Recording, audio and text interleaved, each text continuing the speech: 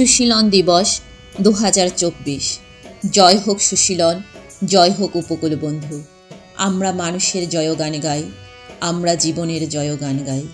স্বেচ্ছাসেবকদের দক্ষ করি, মানবিক সাড়া প্রদানে অবদান রাখি।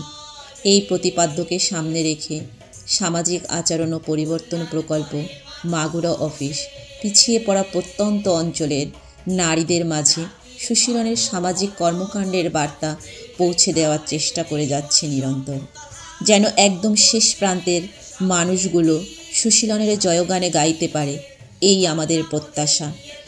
আর তাদের ভালোবাসার মধ্যে সুশীলন আরও হাজার বছর সামনের দিকে অগ্রসর হোক, এই প্রার্থনা করি সৃষ্টিকর্তার কাছে। তাই তো সম্মিলিত প্রচেষ্টায় আমরা সুশীলন দিবস পালন করছি। এ যেন এক অন্যরকম ভালো লাগার অনুভূতি, আর এই অনুভূতি নিয়ে এগিয়ে যেতে চাই সুশীলনের সাথে সামনের দিনগুলিতে।